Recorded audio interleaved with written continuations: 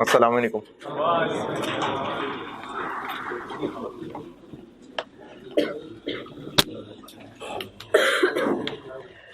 दुरूद शरीफ पढ़ लो।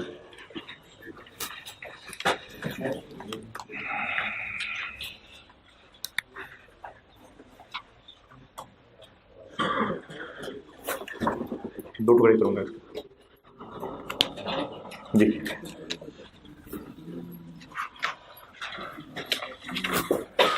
सवाल दिया था एक,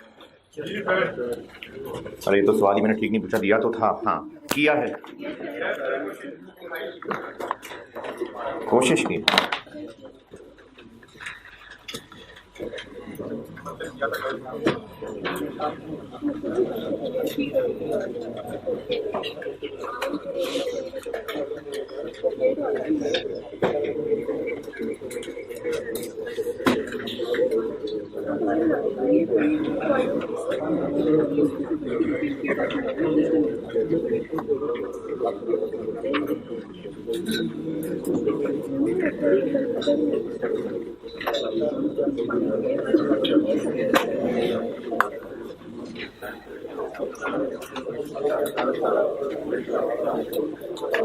हाँ जी, आपसे वैल्यू कैलकुलेट करने को कहा था कि पार्ट बी कर दीजिए, वो कार्ड बनाना पड़ेगा।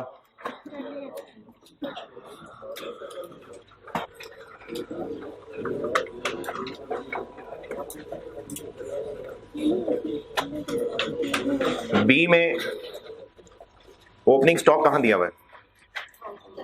पॉइंट नंबर 1 में opening inventory of B and G.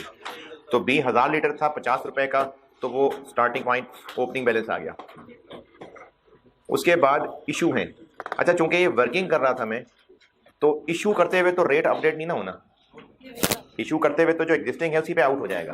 तो मैंने दोनों इश्यूज को मिला के लिख दिया, मकसद तो वर्किंग करना ही था, तो इसलिए मैंने दोनों को मिला के लिख दिया।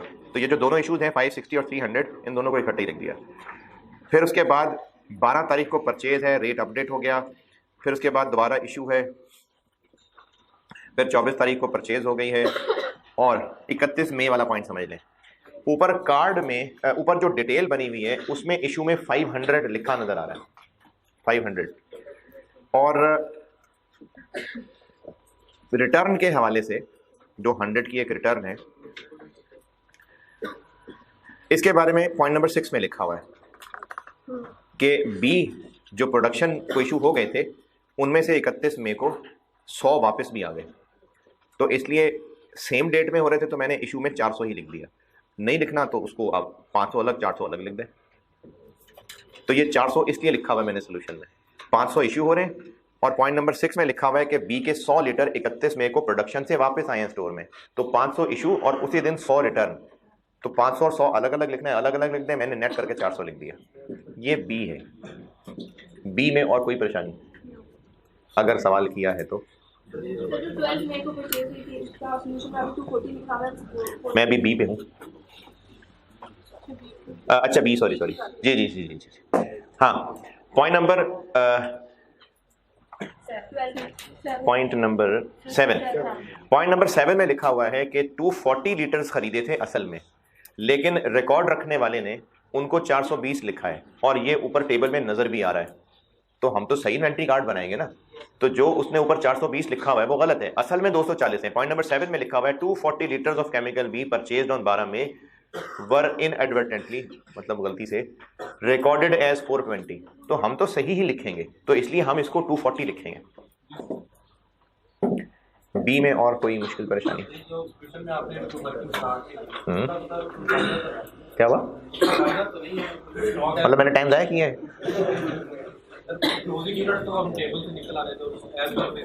ऊपर कौन सी वर्किंग?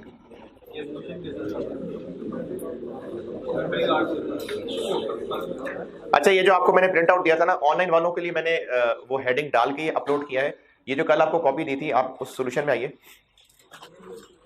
जो आपको कल पेज दिया सोल्यूशन, इसमें ये जो क्वेश्चन की हेडिंग के साथ ही शुरू हो गया ना, ये पार्ट ए है, वो उसकी हेडिंग मिस हुई हुई है। ये चीज, ये पार्ट ए का सोल्यूशन है, तो वो ए लिख लें। बी तो हेडिंग आ रही है ना, बी हेडिंग आ गई कि नहीं? तो जो बी से ऊपर है ना वो पार्ट ए है। ये जो बी से ऊपर 4-5 लाइनें लिखी हुई हैं, पार्ट बी की बात करूं, केमिकल बी नहीं कह रहा, जो पार्ट बी लिखा हुआ है मैंने, ये ऐसे इससे ऊपर ऊपर जो आपको फालतू लग रहा है वो पार्ट ए का सोल्यूशन है। तो पार्ट ए मैंने कहा नहीं था अभी करने को, मैं अभी सिर्फ पार्ट बी की बात कर रहा हूं। केमिकल बी में कोई एतराज नहीं। केमिकल जी, केमिकल जी ओपनिंग बैलेंस ये यही पॉइंट नंबर 1 में लिखा हुआ है, 500 लीटर है वो ओपनिंग बैलेंस में आ गया। उसके अलावा परचेजेस हैं 450, वो टेबल में ठीक थी वो लिख ली, और इशू भी मैंने ऐसे ही किया कि दोनों को सेम ऐड करके लिख लिया। फिर इसके अलावा 700 परचेज है, 150 इशू है जी। पॉइंट नंबर 7, 150 असल में थे, लिखने वाले ने 250 लिख दिए, तो हम तो सही वाला 150 लिखेंगे, तो इसलिए 12 तारीख को 150 लिखा हुआ है 250 की जगह, और बाकी पर 450 इशू हुए हैं तो 450 इशू हो गए। ये केमिकल जी है।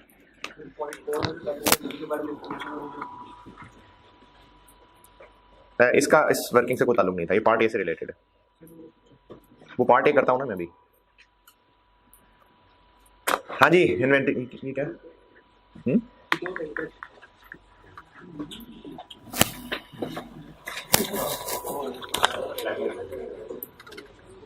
आसान सा सवाल था यार।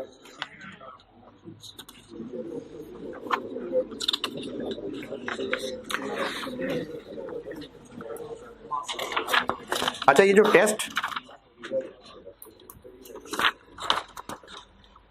टेस्ट क्लास टेस्ट होते हैं, ये आपकी पढ़ाई का हिस्सा है। अगर आप ये सारे क्लास अटेंड करना, क्लास वर्क, होमवर्क, टेस्ट ये कर रहे हैं तो आप एग्जाम्स के लिए तैयार हो रहे हैं। अगर आप टेस्ट नहीं दे रहे, अच्छा टेस्ट ना देने की एक वजह तो हो सकती है आप बहुत मसरूफ जिंदगी गुजार रहे हैं और आप बहुत लिमिटेड टाइम के लिए इस कैंपस में होते हैं, फिर आप क्लास खत्म होती है, हेलीकॉप्टर बाहर आ चुका होता है आपको लेने के लिए, फौरन के फौरन आपने निकलना होता है, फिर तो चलें आप टेस्ट नहीं दे पाते, एक रीज़न तो ये हो सकती है।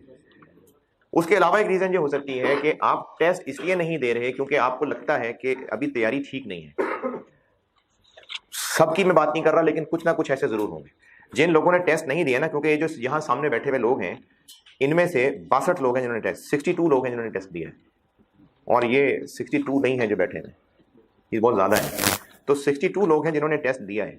अब जो बाकी लोग टेस्ट नहीं दे रहे, ये टेस्ट जो ना देने वाले लोग हैं, इनके मल्टीपल रीज़न हो सकते हैं, लेकिन एक मेन रीज़न जो जिसको मुझे टारगेट करना है वो ये है कि आप टेस्ट इसलिए नहीं दे रहे थे क्योंकि आपको लगता था कि आप तैयार नहीं हैं अभी। ऐसे होंगे आप में से लोग, तो बेटा कब होंगे तैयार? ऐसा कौन सा दिन आएगा जब आपको लगेगा कि आप टेस्ट के लिए तैयार हैं? इस सेशन में नहीं आना है ऐसा दिन, लेकिन इसका नुकसान बहरहाल ये होगा कि आप जब टेस्ट से भागते आए होंगे तो फिर आईकेप के एग्जाम से भागने का मतलब है एक अटेम्प्ट छोड़ना। तो जब आप टेस्ट देने से घबरा रहे हैं, जब आपको लगता है कि आप टेस्ट देने के लिए तैयार नहीं है, तो बेटे फिर आईकेप का पेपर देने के तैयार कैसे हो जाएंगे? ये टेस्ट तैयारी ही है। अगर आप लोग टेस्ट देंगे, ज्यादा से ज्यादा क्या हो जाएगा? फेल हो जाएंगे। तो टेस्ट दिया तो सही ना, कुछ लिखने तो बैठे हैं। यहाँ पर राइज में तो इस तरह की नहीं है एनालिसिस, पता नहीं मेरे में नहीं है। जब मैं बैक में था तो एनालिसिस करते थे हम लोग ना रिजल्ट के बाद, मुख्तलिफ तरह के जो लोग जिनकी अटेंडेंस क्लास में अच्छी थी उनका रिजल्ट्स क्या रहे, जो टेस्ट देते थे उनके रिजल्ट्स क्या रहे, जो टेस्ट में पास होते थे उनके रिजल्ट्स क्या रहे, जो टेस्ट नहीं देते थे उनके रिजल्ट्स क्या रहे, ये मुख्तलिफ एनालिसिस किए होते थे। तो जिन लोगों ने टेस्ट दिए होते थे, सिर्फ दिए होने की बात कर रहा हूँ, पास होने की बात नहीं कर रहा, उनकी पासिंग रेशो टेस्ट ना दिए होने वालों से बहुत ज्यादा थी। तो टेस्ट देना ही बहुत ज्यादा अमल इसमें कंट्रीब्यूट कर रहा है, क्योंकि जो लोग टेस्ट नहीं दे रहे और ये सोच के टेस्ट नहीं दे रहे कि अभी तैयारी नहीं है, तो फिर अभी नहीं है तो बेटा कभी भी नहीं होगी। क्योंकि आप अगर ये लगता है ना कि अच्छा अभी तैयारी नहीं है, मैं साथ साथ पढ़ते पढ़ते पिछले वाले चैप्टर की भी तैयारी कर रहा हूं, ये कैसे कर लेंगे? मतलब आप जो रोज का होमवर्क कर रहे हैं, अगर वो भी नहीं करेंगे, आप रोज का होमवर्क भी पूरा नहीं कर पा रहे या मुश्किल से पूरा होमवर्क कर पा रहे हैं, तो साथ साथ पिछले चैप्टर को कैसे तैयार कर रहे होंगे? तो ये अगर आप टेस्ट से बेटा फरार करना शुरू कर देंगे ना, तो इसका नुकसान आपको अभी नहीं एग्जाम डे में पता चलेगा। तो टेस्ट से फरार मत होइए, आपको जैसा तैसा भी आता है टेस्ट दें। क्योंकि कुछ ऐसे जिदार लोग हैं, मैं नाम नहीं लूंगा नजर लग जाएगी, ऐसे जिदार लोग हैं कि जिनके एक के 2.5 नंबर हैं, एक और उसके 2.5 नंबर हैं आउट ऑफ 10, मैं नाम नहीं लूंगा, ऐसे वो नजर लग जाती है। तो अब ये 2.5 अगर नंबर हैं तो या तो ये जान के फनकारी लगाई है, या हो सकता है उसने अपनी तरफ से पूरी एफर्ट की हो। तो अगर आपने बेटा पूरी एफर्ट करने के बाद 2.5 नंबर लिए ना, तो इस बात पे जरूर शाबाश के आप एफर्ट तो कर रहे हैं ना। अगर उसमें कुछ कमी रह रही है, कुछ मुश्किल हो रही है, ये अली इधर आना, बल्कि बहुत लंबा रास्ता पड़ेगा, वैसे ही देख लें। वो अली मुर्तज़ा है, ये टीए हैं आपके, और ये पिछले सेशन का मेरा स्टूडेंट ही था और बहुत काबिल बच्चा है, टोटली ट्रस्ट हिम। तो अगर आपको कोई पढ़ाई में मसला आ रहा है, कुछ कोई लेक्चर मिस हो गया, कोई और मसला है, तो यहाँ टीए रूम में अवेलेबल हैं, आप इनसे काउंसलिंग कर सकते हैं। ये मेरे काबिल बच्चों में से था, ये पिछले दफ़ा मुझसे कॉस्ट पड़ी है इसने, तो आप इनसे पूछ सकते हैं। तो जिन लोगों के 2.5 नंबर आए हैं, अगर ये मेहनत के बाद है, इसी तरह कुछ 4.5 नंबर, 5 नंबर इस तरह वाले भी हैं, तो अगर आपकी ये मेहनत के बाद है तो बेटा मेहनत जरूर कंटिन्यू करते रहना, इसमें कोई बेइज्जती वाली बात नहीं है, क्योंकि इस तरह से आप मेहनत करेंगे तो इंप्रूव करते जाएंगे।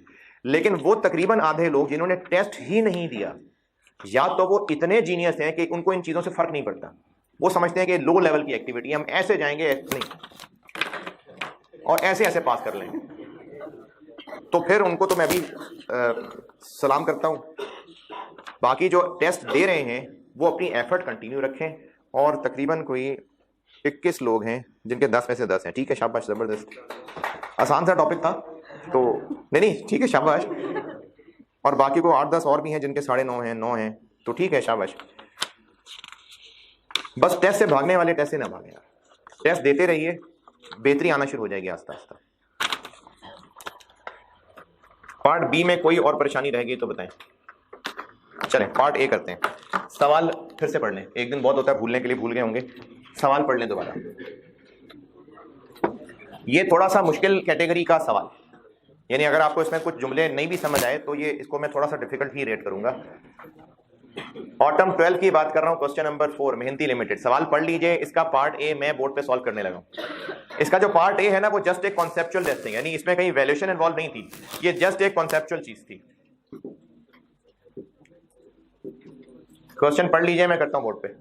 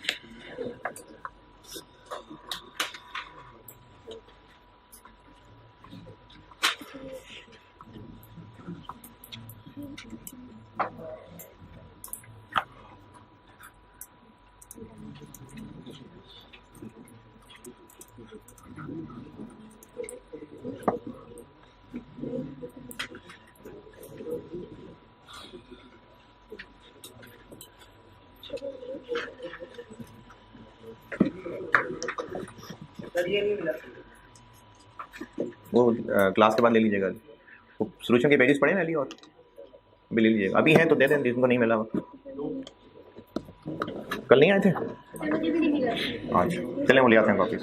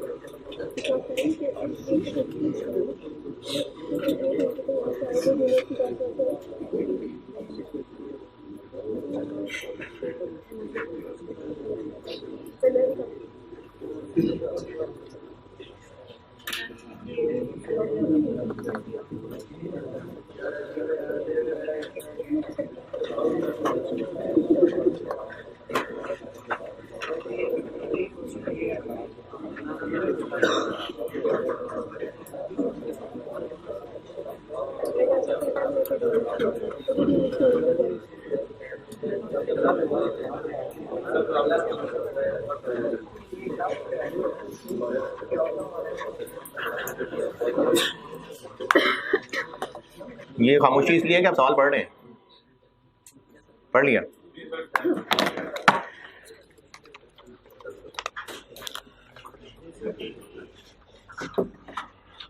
पार्ट ए, केमिकल बी और केमिकल जी, लीटर्स और लीटर्स। सवाल की रिक्वायरमेंट समझते हैं। पार्ट बी कंप्लीट कर लिया। बी का क्लोजिंग स्टॉक कितना आ रहा है कार्ड में? 200 लीटर्स पूछ रहा हूँ, अमाउंट नहीं, लीटर्स 230। जी का क्लोजिंग कितना आ रहा है 250। ये पार्ट बी में कर लिया हुआ है। पार्ट बी में कार्ड बना लिया, उस कार्ड से क्लोजिंग स्टॉक बी का 230 और जी का 250 लीटर्स आ रहा है। अमाउंट नहीं पूछी, लीटर्स कह रहा हूं। परपेचुअल सिस्टम में क्लोजिंग स्टॉक हमें रिकॉर्ड से पता चल जाता है, और पता चल रहा है, कार्ड बनाए पता चल रहा है। इसको टैली तो करना चाहिए ना जब फिजिकल काउंट करें जाके। तो जब फिजिकल काउंट किया, सवाल का point number 2, the physical inventories of B and G, वो 535 और 140 लीटर्स थे। पॉइंट नंबर 2 का पहला सेंटेंस, फिजिकल इन्वेंट्रीज यानी जो फिजिकली मौजूद थे वो 535 और 140 थे। इसको जब गिनने गए तो ये 535 है, और इसको जब गिनने गए तो 140 है। रिकॉर्ड्स के मुताबिक ये है, फिजिकल ये है, तो दोनों में फर्क है। Requirement A, reconcile the physical inventory balances with balances as per book, यानी जो हमारी बुक्स के मुताबिक, रिकॉर्ड्स के मुताबिक क्लोजिंग बैलेंसेस हैं और जो फिजिकल गिनने में नजर आ रहे हैं, इनको रिकंसाइल करना है। अच्छा, ये रिकंसाइल कैसे करेंगे? इंट्रो में बैंक रिकंसिलिएशन एक टॉपिक होता है, क्या तरीका था उसका, क्या कॉन्सेप्ट क्या था उसका? एक कैश बुक चीज थी, एक बैंक स्टेटमेंट चीज थी। एक कैश बुक का बैलेंस था, एक बैंक स्टेटमेंट का बैलेंस था, और दोनों आइडियली तो बराबर होने चाहिए थे, लेकिन अगर बराबर नहीं थे तो बैंक रिकंसिलिएशन स्टेटमेंट बनती थी। उस बैंक रिकंसिलिएशन स्टेटमेंट में शुरू किसी एक से करके फिर कुछ चीजें प्लस माइनस करते थे और वो दूसरे के बराबर आ जाता था। तो रिकंसिलिएशन का मतलब है एक को दूसरे के बराबर कर देना।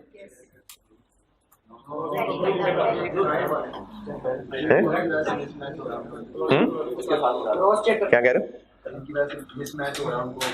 ठीक है, नहीं एडजस्ट करने से क्या मतलब? रिकंसिलिएशन ये होती है कि अगर दो फिगर्स में डिफरेंस है, जैसे ये 100 है और ये 180 है, तो रिकंसिलिएशन स्टेटमेंट में इसको 100 उसको 180 लिखने का मतलब ये नहीं है कि या ये गलत है या ये गलत है, दोनों सही है, दोनों अपनी जगह सही है, इनमें कहीं का खराबी नहीं है, लेकिन फिर भी फर्क है। बिजनेस का ओनर कहता है कि तुम कहते हो इतने पैसे पड़े हुए, बैंक वाले कह रहे हैं इतने पैसे पड़े हुए, तो ये क्या चक्कर है? तो अकाउंटेंट उसको सिर्फ तसल्ली देने के लिए बताता है कि जी वो भी सही है, हम भी सही हैं। असल में फर्क इन चीजों की वजह से है। देखें, ये चीज फर्क बनती है ना, हाँ ये भी बनता है, ये इसमें हमारी गलती नहीं है ना, हाँ नहीं हमारी गलती, ये भी हमारा मसला नहीं है ना। हम बैंक रिकंसिलिएशन में ये बता रहे होते हैं कि ये फिगर और ये फिगर, इन चीजों के अलावा और कोई फर्क नहीं है। जो फर्क हम लिख रहे हैं इसके अलावा और कोई फर्क नहीं रह गया। और ये बात साबित कैसे हो रही है कि इनके अलावा और कोई फर्क नहीं है? कि एक फिगर से शुरू किया, उसमें वो सारे फर्क एडलेस किए और इसका आंसर दूसरे के बराबर आ गया, तो देखा साबित हो गया इनके अलावा और कोई फर्क नहीं था। ये रिकंसिलिएशन का कॉन्सेप्ट होता है। तो अभी हम क्या करने लगे हैं कि हमारे रिकॉर्ड्स में ये है और फिजिकली ये पड़ा हुआ है, तो इनकी कोई वजह होगी ना डिफरेंस की। तो हम एक फिर स्टेटमेंट बना लेते हैं जिसमें किसी एक से शुरू कर लेते हैं, इससे कर लेते हैं, इससे शुरू कर लेते हैं, और जो जो फर्क की वजह है उनको लिखते जाते हैं। अगर उनके एडलेस करने के बाद एंड आंसर इनसे टैली कर गया तो पता चल जाएगा कि हाँ हमने जो लिस्ट बनाई है बस वही फर्क थे। ये है रिकंसिलिएशन। अच्छा, अब जिन लोगों ने इंट्रो में बैंक रिकंसिलिएशन नहीं पढ़ी हुई, क्योंकि वो इंट्रो एग्जाम होने की खुशी में वहीं भगड़े डाल के बाहर हो गए थे और बैंक रिकंसिलिएशन पढ़ी नहीं थी, तो मैंने बैंक रिकंसिलिएशन कुछ नहीं बताया। रिकंसिलिएशन का मतलब है कि ये फिगर और ये फिगर आइडियली बराबर होनी चाहिए थी, क्योंकि ये हमारे रिकॉर्ड्स हैं इन्वेंट्री के, तो ये भी इन्वेंट्री है जो पड़ी हुई है। अब अगर ये दोनों फर्क हैं तो हमने ये बताना है कि इनमें फर्क किस किस वजह से है, वो हमने वजह ढूंढनी है। और उसको सही मानने का तरीका फिर यही होगा, हमें कैसे पता चलेगा हम सही बता पा रहे हैं? हम किसी एक से स्टार्ट करेंगे, वो जो डिफरेंसेस के रीजंस हैं उनको इसमें प्लस माइनस करते जाएंगे। सब काम करने के बाद एंड बैलेंस अगर 230 आ गया तो इसका मतलब होगा कि हाँ हमने सारे डिफरेंसेस ढूंढ लिए, अब कुछ भी फर्क छुपा हुआ रह नहीं गया है। ये रिकंसिलिएशन का कॉन्सेप्ट होता है, रिकंसिलिएशन। तो हम इन दोनों को साइमल्टेनियसली इसलिए शुरू कर लेंगे, सवाल की प्रेजेंटेशन के हवाले से हम दोनों को इसलिए साइमल्टेनियसली चला लेते हैं क्योंकि एक एक पॉइंट में दोनों दोनों का जिक्र है।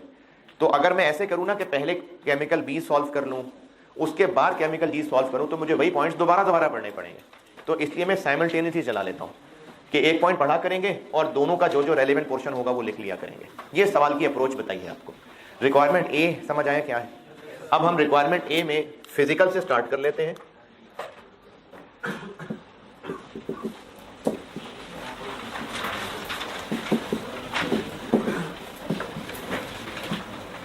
35 35 140। फिजिकल से स्टार्ट कर लेते हैं और जो जो भी मसले हैं वो प्लस माइनस करके देखते जाते हैं। अच्छा, इसमें एक बात और, रिक्वायरमेंट ए में ये तो नहीं लिखा कि आपने लीटर्स को रिकंसाइल करना है, क्या पता अमाउंट को रिकंसाइल करना हो। ये वजह है कि यूनिट्स को कर लेंगे तो अमाउंट को दोगे। हमने फिजिकल काउंट करना ही असल में यूनिट्स को टैली होता है, तो ये यूनिट्स ही को टैली करने की एक्सरसाइज है। वैसे भी पॉइंट नंबर टू में फिजिकल जो पड़े हुए हैं उनकी क्या बताई है, यूनिट्स, बस अमाउंट थोड़ी बताई है। तो हमने यूनिट्स ही को रिकंसाइल करना है, इसलिए ये जो भी यहाँ पर प्लस माइनस होगा वो सब क्वांटिटी ही हो रही होगी, अमाउंट इसमें कहीं नहीं आएगी। पहले पैराग्राफ में कोई नहीं, उसके बाद टेबल आ गया, रिसीट्स आ गई। Following further information is also available. Point number 1, opening inventory दी हुई है, इसका क्या काम है, ये हमने वो लेजर में लिख लिया, इसका इससे कोई ताल्लुक नहीं है। अच्छा, हम कब के बैलेंस को रिकंसाइल कर रहे हैं, क्लोजिंग ना, 31 मई 31 मई। पॉइंट नंबर 1 ये हमारे इस पार्ट के लिए नहीं था। पॉइंट नंबर 2 ये वो हमने लिख लिया, लेकिन इसका दूसरा सेंटेंस, हम ये काम कब करना चाह रहे हैं, हमारे रिकॉर्ड्स हमें जो बैलेंस बता रहे हैं ये किस दिन का बैलेंस है, 31 मई का। गिनती किस दिन हुई है, ए की तो 31 मई को हो गई है, किसकी, बी की। ये तो 31 मई को गिन लिया था, ये किस दिन गिना जाके, अगले दिन। चलो एक दिन की ही बात है, खैर है, देखते हैं काम चलता है कि नहीं चलता। बी फर्स्ट जून है,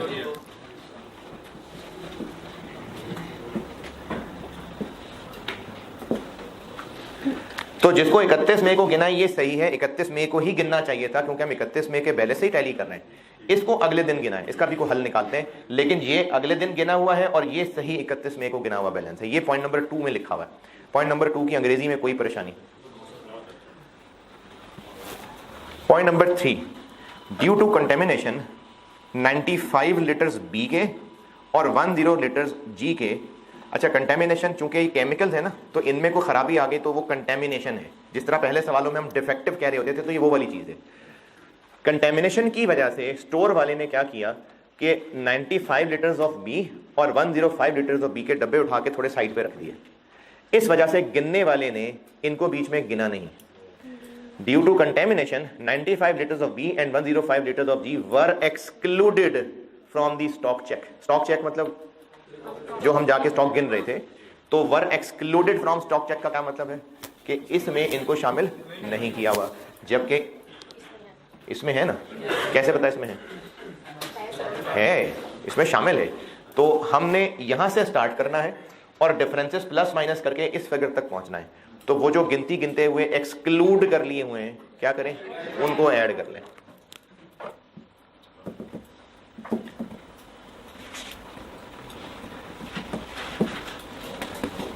बी कितना है 95 और जी 105।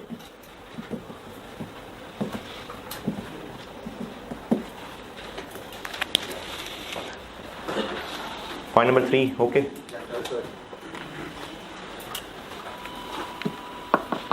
अच्छा, पॉइंट नंबर 4 इसका सबसे मुश्किल पॉइंट है, वो बाद में करता हूं, पहले जरा बाकी समेट लेते हैं। पॉइंट नंबर 5, 150 लीटर्स बी के एमएल, यानी हम एमएल हैं, was held by ML, ML के पास पड़े हुए हैं, लेकिन ये एमएल के हैं नहीं, ये पड़े हुए हैं on behalf of a customer. तो ये पड़े हुए हैं लेकिन हैं हमारे नहीं।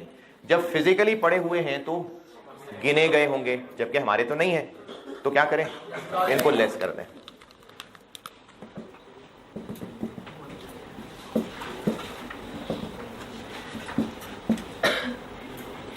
कस्टमर के बिहाफ पे पड़े हुए थे, तो फिजिकली पड़े हुए थे, गिने गए होंगे, लेकिन हमारे हैं नहीं, तो माइनस कर दिए। बी के कितने हैं 150। जी की भी सेम कहानी है, नहीं, जी की उलट कहानी है। जी की कहानी ये है कि जी के 100 लीटर हैं जो हैं हमारे, लेकिन वो अभी सप्लायर के पास ही पड़े हुए हैं। फिजिकली हमारे पास हैं, जब फिजिकली हमारे पास नहीं है तो इसमें काउंट नहीं है, लेकिन वो हैं हमारे। ये कैसे पता है हमारे, ये कैसे पता चल रहा है कि वो हमारे, क्या पता हमने खरीदने का इरादा किया हो, अभी हम वहां से सप्लायर से लाए ही ना हो।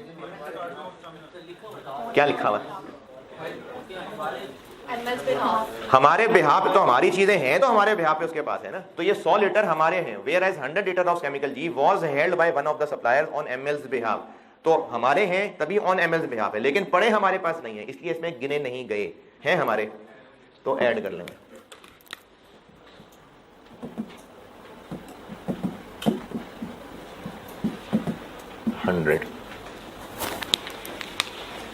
पॉइंट नंबर 5,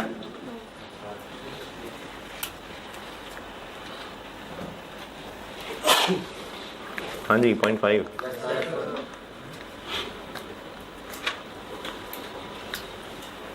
यही ब्लैक कुर्ता जो, हाँ पॉइंट 5 समझ आया?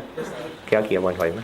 सर ये जो 150 यूनिट है सर, ये हमारे लिए कस्टमर के पड़े हैं। ठीक है, ठीक है, शाबाश। वो उधर आप 100 का क्या किया? चलो दोनों में से कोई बता दो। कैसे पता चल रहे हैं हमारे हैं? ठीक है, शाबाश। वो सबसे एंड पे आने वाला, सबसे एंड पे। ये 105 क्या किया?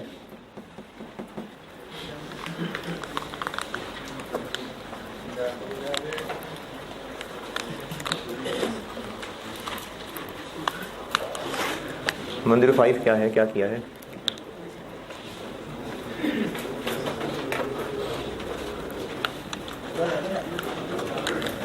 इतनी देर में तो और खराब हो जाएंगे यार। आप ये अगली लाइन में सेकंड दाढ़ी वाला, हाँ जी।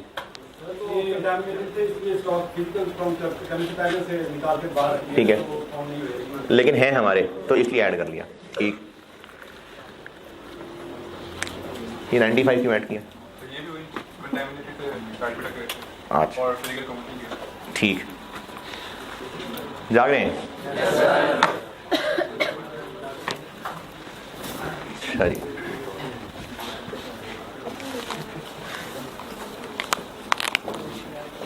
पॉइंट 4 का क्या किया है?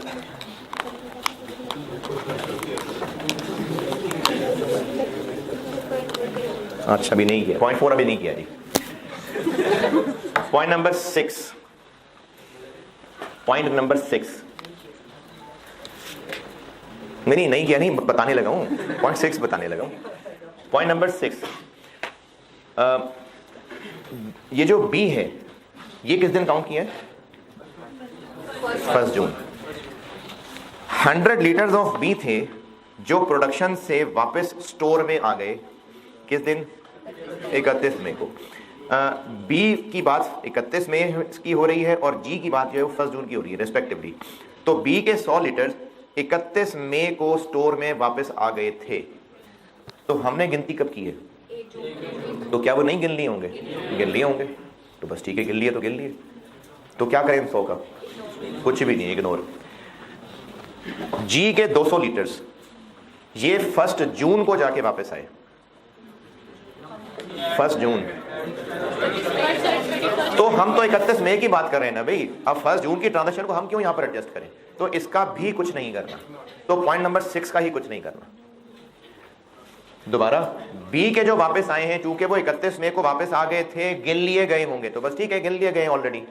जो जी है वो 1 जून को वापस आया, तो 1 जून तो हमारा काम ही नहीं है, हम तो मई तक की बात कर रहे हैं, हम तो मई तक की गिनती की बात कर रहे हैं, तो इसलिए उसका वैसे ही कुछ नहीं करना।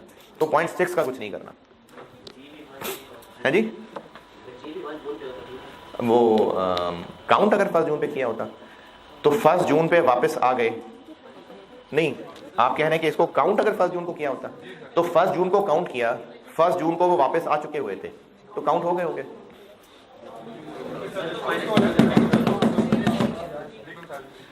1 जून को आए होते, 1 जून को काउंट हो गए होते, तो काउंट हो गए होते तो उसमें शामिल होते।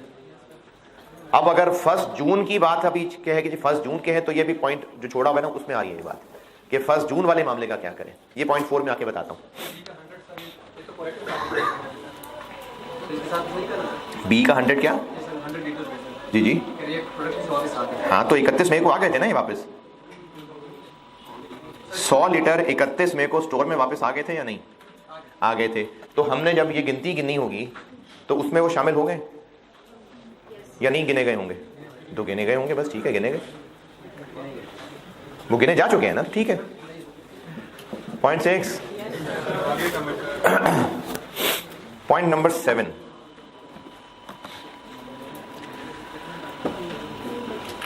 $240 लीटर जो खरीदे थे और जो 150 लीटर खरीदे थे, इनको रिकॉर्ड करते हुए गलत रिकॉर्ड कर लिया। तो वो तो रिकॉर्ड करने की गलती थी ना, वो तो हमने वैसे ही पार्ट बी में ठीक कर ली। हम तो फिजिकल की बात कर रहे हैं, तो उस रिकॉर्ड करने की गलती का इससे क्या ताल्लुक है? कोई ताल्लुक नहीं। तो इस 0.7 का भी यहां पर कुछ नहीं करना। अब आते हैं 0.4 पे। क्या जी? रिकॉर्ड गलत रिकॉर्ड किया है। 240 की जगह ऊपर देखो ना, टेबल में 420 लिखा हुआ है बी, और जी 150 की जगह 250 लिखा हुआ है। तो ये रिकॉर्ड करने वाले ने रिकॉर्ड करते हुए गलती की थी, तो हमने तो वैसे भी सही कार्ड बना लिया। तो ये रिकॉर्ड करने की गलती थी, रिकॉर्ड में ही ठीक होनी थी, और हमने कर ली पार्ट बी में ठीक। ये फिजिकल की तो गलती नहीं है ना, तो फिजिकल तो ठीक है, तो इसलिए इसका इसमें कोई काम नहीं कर रहे। हमने शुरू किया है 535 140 से, इसमें इसका कोई इफेक्ट आया हुआ है नहीं, तो इसलिए कुछ भी नहीं करना। 0.4 समझा रहा हूं जी। अच्छा, 0.4 जो सेंटेंस जिस तरह लिखा हुआ है उसमें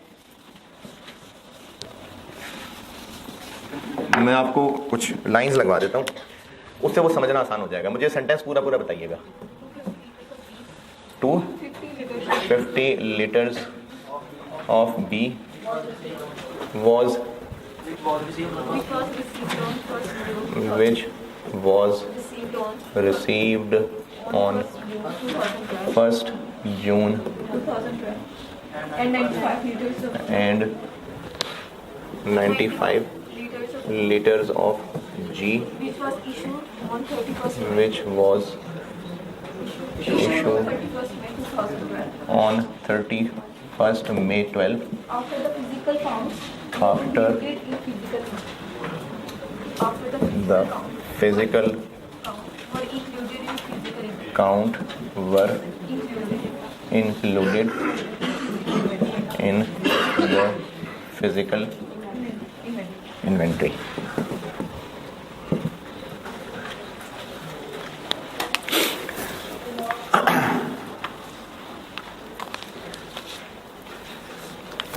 इस सेंटेंस को पढ़ के कुछ ऐसे लग रहा है कि हो सकता है किसी को ना लग रहा हो, लेकिन कुछ को लग रहा होगा कि ये जो आफ्टर फिजिकल काउंट वाली बात है ये दोनों के लिए है।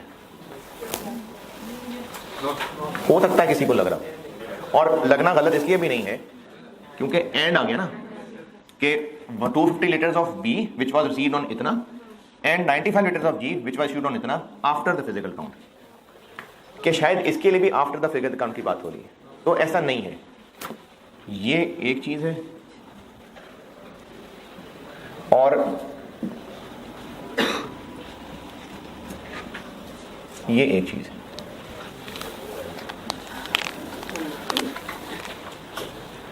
एक ये चीज है, एक ये चीज है, और इन दोनों को कहा जा रहा है ये दोनों वर इंक्लूडेड इन फिजिकल इन्वेंटरी। ये सेंटेंस ऐसे है कि बी के 250 लीटर और जी के 95 लीटर ये दोनों इंक्लूडेड हैं फिजिकल इन्वेंटरी में। जी जी जी, ये 535 और 140। तो ये तो मैं समझाने लगूँ ना, अभी तो सिर्फ ये बताया कि आप इस स्ट्रक्चर को समझ लें कि आफ्टर फिजिकल काउंट इसके लिए है उसके लिए नहीं है। ये दो अलग अलग चीजें, और इन दोनों के बारे में है 250 और 95 one included in physical inventory. यानी फिजिकल इन्वेंटरी में ये भी शामिल है, फिजिकल इन्वेंटरी में ये भी शामिल है, लेकिन आफ्टर फिजिकल काउंट वाली बात सिर्फ इसके लिए है। पहले ये फिजिकल काउंट सिर्फ इसके लिए है, ये बात क्लियर। अब मैं समझाता हूं। बी का फिजिकल काउंट किस दिन हुआ था? बी का 1 जून को। 1 जून वाले दिन बी को जब काउंट किया गया तो वो था 535, और 250 लीटर 1 जून को ही रिसीव हुए थे।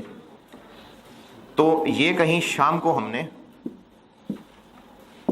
काउंट किए होंगे, तो 1 जून वाले ही दिन हमें जो मिल गए थे 250 लीटर्स, तो वो रिसीव हुए थे, तो शाम तक स्टोर में पड़े हुए हैं ना, तो गिने ही जाने थे। क्यों नहीं गिने जाने थे?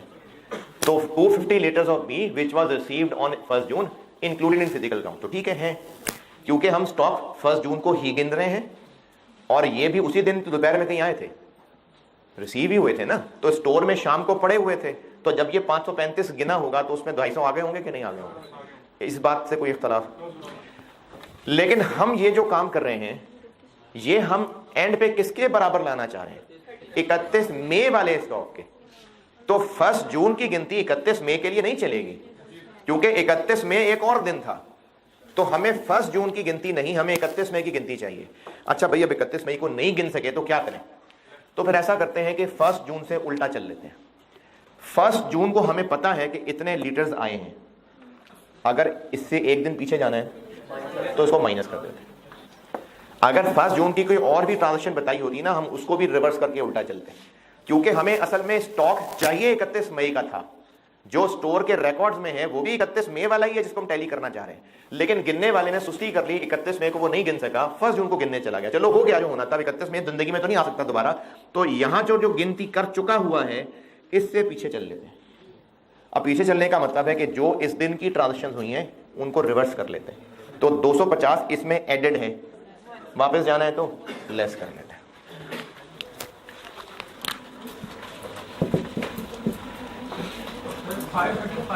हमने काउंट किया, ये रिसीव हुआ से माइनस किया जी ये 5 जून को रिसीव हुआ है जी 525 काउंट किया 5 जून को जी।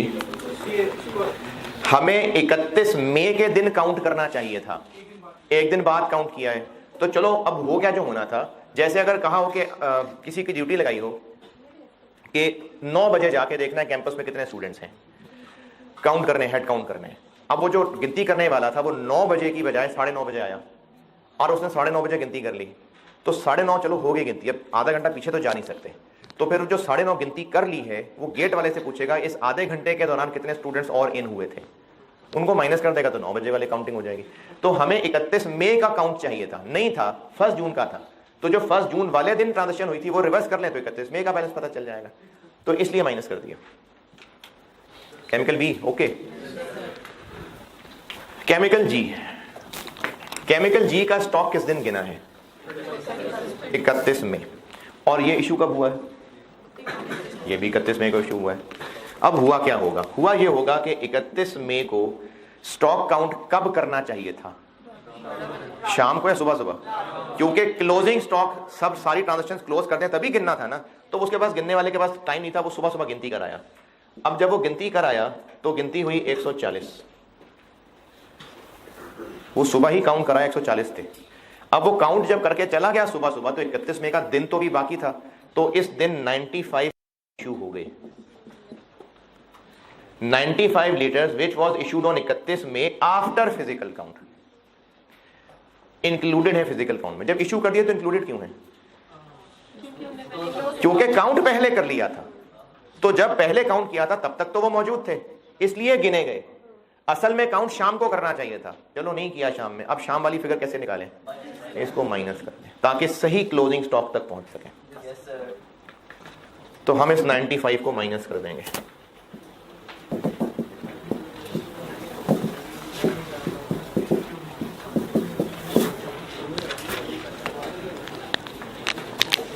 हाँ जी 95। तो सारे पॉइंट्स पूरे कर लिए, देख लेते हैं, टोटल कर लें 230। तो ये बिल्कुल टैली कर रहा है और ये तो ये भी टैली कर रहा है।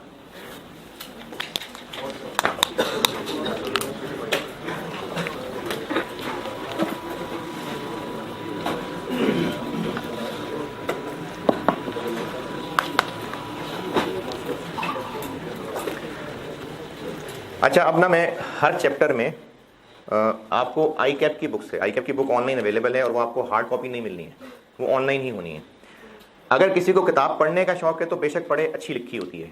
अगर पढ़ने का शौक किसी को किताबें हैं ना तो फिर आप बेशक आई कैप का स्टडी टेक्स्ट पढ़ लीजिएगा, अच्छी लिखी हुई है। नहीं तो जो आपको लिखवा रहा हूँ करा रहा हूँ ये कंप्लीट तो है। फिर भी कुछ चीज़ें ऐसी हैं जो आप याद करिएगा, वो टेस्ट हो सकती है थ्योरेटिकली। जैसे हो सकता है आपसे इन्वेंटरी वैल्यूएशन का सवाल हो और 2-3 नंबर का सवाल आ जाए कि FIFO वेटेड एवरेज के एडवांटेजेस डिसएडवांटेजेस बता दीजिए। खुद सोचने बैठेंगे तो शायद ना कर पाए उस वक्त। तो किताब में से ना इस तरह की चीजें मैं आपको मार्क करवा दिया करूंगा। हर चैप्टर, जरूरी नहीं हर चैप्टर में होगा, जिस जिस चैप्टर में कुछ ना कुछ याद करने वाली चीज होगी मैं आपको बता दिया करूंगा। तो इन्वेंट्री वैल्यूएशन चैप्टर 1 खत्म हो गया। इस इन्वेंट्री वैल्यूएशन चैप्टर में आई कैप की बुक बता रहा हूं, एक छोटा सा टॉपिक है, मुश्किल से आधे पेज का।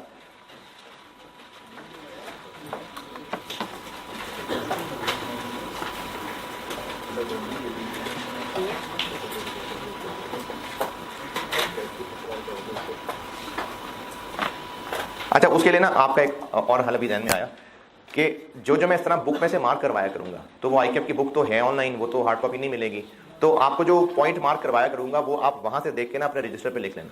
तो एक दफा लिखने से ही थोड़ा थोड़ा सा याद होना शुरू हो जाएगा। और आप ऐसा करें, रजिस्टर का एक सेपरेट हिस्सा रख लें ये कह के कि इसमें हम वो पेजेस नोट डाउन कर रहे होंगे आप लोग कि जो याद करने हैं। तो मैं आपको आई कैप की बुक से वो मार्क करवा दिया करूंगा, बहुत ज्यादा नहीं होगा, मार्क करवा दिया करूंगा, वो आप वहां से देख के ऑनलाइन लिख लिया कीजिएगा, बजाय इसके प्रिंट आउट निकालें, आपको लिख लिया कीजिएगा, तो उस लिखने से भी थोड़ा सा याद हो गया होगा।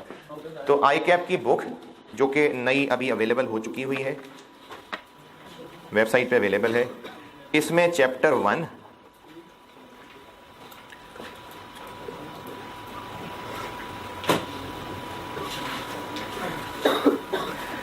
1 में ना पेज 11 से शुरू हो रहा है, पेज 11 तकरीबन एंड से, एडवांटेजेस एंड डिसएडवांटेजेस 5 के, और ये अगले पेज के तकरीबन मिड तक जा रहा है, यानी मुश्किल से आधा पेज बनता है।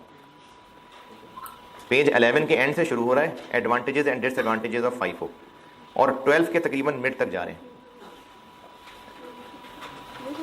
3 पॉइंट 5 के हैं, 3 पॉइंट एफ को के, 2 पॉइंट एफ को के हैं। ये एडवांटेज डिसएडवांटेज याद कर लीजिएगा इसमें से, इस चैप्टर में से ये इतना ही काफी है जो याद करना है। उसके अलावा कॉन्सेप्चुअली सवाल टेस्ट हो सकते हैं, जैसे वो जो सवाल हमने कल किया था, ये अभी ऑटम 21 वाला, तो पार्ट ए 2 नंबर का पूछा हुआ था। एक क्या पूछा हुआ था कि क्या क्या पॉसिबल रीजन हो सकते हैं एनआरबी डाउन होने के, तो ये कोई रट्टे वाली चीज नहीं है। तो इस तरह की ना कॉन्सेप्चुअल चीजें 2, 3, 4 नंबर पूछे जा सकते हैं अंग्रेजी में लिखने वाले, लेकिन जो याद करने में ज्यादा बेहतर होगा वो फिर मैं आपको चैप्टर बाय चैप्टर मार्क करवाता जाऊंगा। तो चैप्टर 1 में से ये एडवांटेज डिसएडवांटेज याद कर लें। चैप्टर 1 फुल स्टॉप, क्लोज हो गया।